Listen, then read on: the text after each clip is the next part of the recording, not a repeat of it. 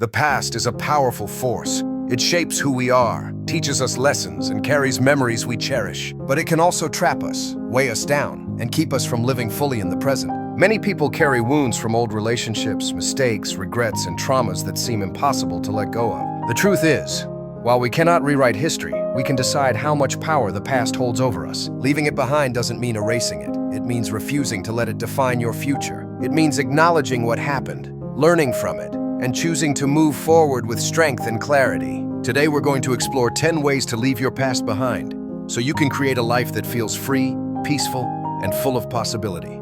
The first way to leave your past behind is to accept that it cannot be changed. Too often we get caught up in a cycle of what-ifs. What if I hadn't made that choice? What if I had spoken up? What if I had left sooner? These questions trap us in imaginary timelines that don't exist. The past already happened. It is fixed. Dwelling on it only deepens the pain and robs you of today. Acceptance doesn't mean approval. It means recognition. It means saying, this happened. I can't change it, but I can change how I respond to it now. Acceptance brings peace because it ends the exhausting battle with reality. Once you stop resisting the truth of what happened, you can finally redirect that energy into building your present and shaping your future. The second way to leave your past behind is to forgive yourself. One of the heaviest burdens people carry is self-blame. Maybe you made choices you regret, hurt people you loved, or failed to live up to your own standards. The guilt and shame that come from those mistakes can feel endless, but holding on to that guilt doesn't fix the past. It only keeps you stuck. Forgiveness is not about forgetting. It's about releasing yourself from the prison of blame. Remind yourself that you are human. You made the best decisions you could with the knowledge and emotional state you had at the time. Forgiving yourself allows you to grow from your mistakes instead of being defined by them. When you free yourself from self-punishment, you create space for healing and growth. The third way to move forward is to forgive others who hurt you. This might feel impossible, especially if the pain runs deep. But forgiveness isn't about excusing what they did. It's about freeing yourself from the chains of resentment. Anger and bitterness tie you to the past more tightly than any other emotion. When you hold on to hate, you continue to give power to the person who hurt you. Forgiveness, on the other hand, is an act of self-liberation. It doesn't mean reconciliation. You don't need to let someone back into your life to forgive them. You simply release the grip they have on your emotions. Think of forgiveness as choosing peace over pain.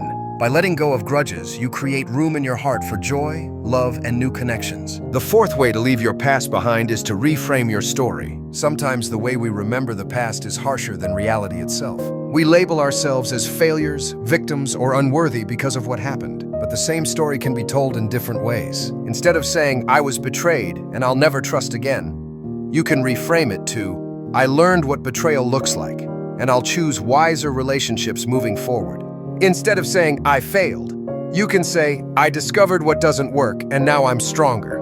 Reframing isn't denial, it's choosing to highlight growth rather than pain. When you shift the narrative, the past becomes a source of wisdom rather than a source of suffering. You transform wounds into lessons and scars into reminders of resilience. The fifth way to move on is to focus on the present moment. The past is behind you, and the future hasn't happened yet.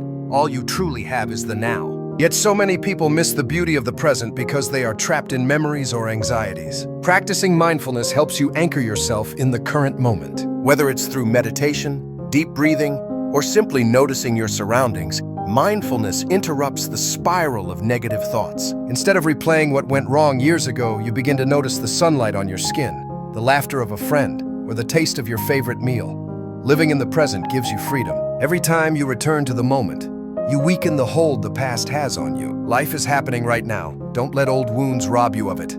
The sixth way to leave your past behind is to create new experiences. Sometimes we get so wrapped up in old memories that we forget we have the power to create new ones. If your past was filled with pain, it's easy to assume that life will always be that way. But the truth is, every day is a chance to write a new chapter. Say yes to opportunities. Travel to places you've never been. Learn skills you always wanted to master. Surround yourself with people who bring positivity and inspiration. By creating new experiences, you slowly replace the weight of the past with the excitement of the present. The more joy and meaning you bring into your current life, the less space the old pain has to occupy. Moving forward isn't just about letting go. It's also about filling your life with better, brighter things. The seventh way to leave your past behind is to set boundaries with your own mind. The past has a sneaky way of resurfacing in our thoughts. A smell, a song, or a random memory can trigger emotions that feel just as raw as when the event first happened.